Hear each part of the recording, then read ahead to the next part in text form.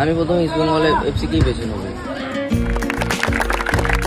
East Bengal ক্লাবের হয়ে খেলতে চায় সোনারপুর ডায়নামিক স্পোর্টস একাডেমির ছাত্র অভিষেক ব্যানার্জি। সম্প্রতি বিসি রায় ট্রফিতে বাংলার হয়ে দুর্দান্ত খেলেছে অভিষেক। গোলের নিচে প্রায় অপ্রতিরোধ্যই ছিলেন। ফাইনালে মণিপুরের কাছে পরাজিত হয় বাংলা। স্ট্রাইকার রাজদীপ পালের মতোই অভিষেক নজর কেড়েছেন সবার। এদিন সোনারপুর ডায়নামিক স্পোর্টস একাডেমির মাঠে তাকে সংবর্ধিত করা হলো। ফিরেছেন আগের দিনই, আর এদিন তাকে ঘিরে উদ্দীপনা ছিল দেখার মতো।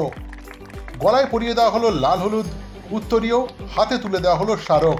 বেশ কিছু সোনালী মুহূর্ত তৈরি হলো।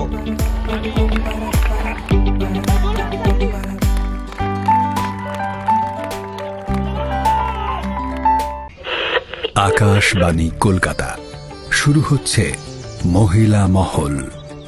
উপস্থাপনা ও প্রযোজনায় বেলা দে।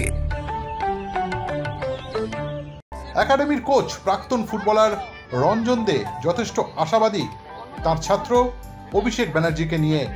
আর অভিষেক জানালেন তার স্বপ্নের কথা।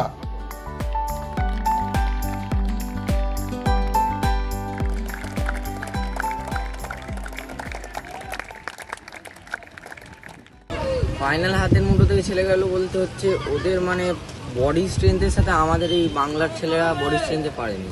ওদের বডি স্ট্রেংথ আর পাওয়ার অনেক বেশি, যেটা আমাদের ছেলেদের মধ্যে কম ছিল ওদের থেকে। এই তোমার ফুটবলে আসার জন্য বাবা মার কি ভূমিকা আছে, তারা কি চায়, কিভাবে তোমাকে মাঠে পাঠালো?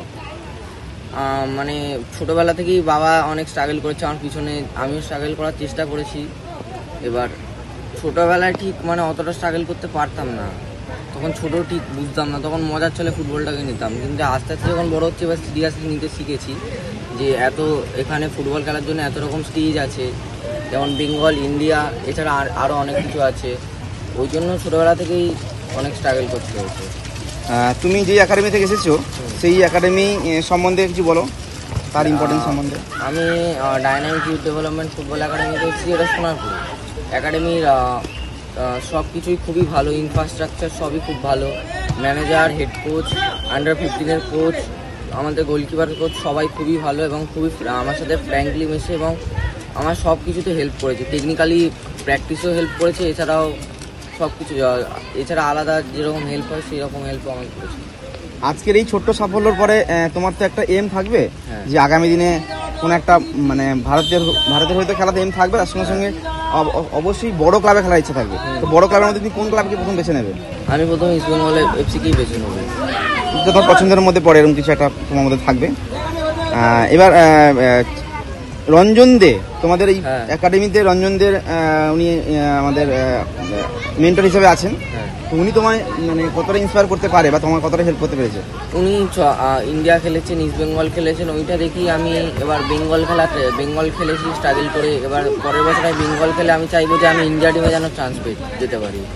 সব গোলকিপারই ভালো আছে, কিন্তু অভিষেকের কিছুটা সিম্পলি ভাবটা আছে, প্র্যাকটিস টাইমটাই অ্যাটেন্ড করে, সময় কম করে, ডিসিপ্লিন ভাব আছে। যেসব প্লেয়ারদের মধ্যে ডিসিপ্লিন ভাব থাকবে, যে অভিষেক গেছে, কালকে রাম যাবে, কালকে শাম যাবে, সবাই যাবে, কিন্তু তাকে ডেডিকেশনটা ঠিক রাখতে হবে।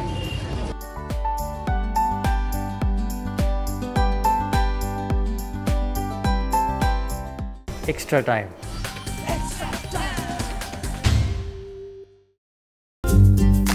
লেটেস্ট নিউজ আর এক্সক্লুসিভ ভিডিওর সঙ্গে আপডেট থাকতে এখনই সাবস্ক্রাইব করুন আমাদের ইউটিউব চ্যানেল।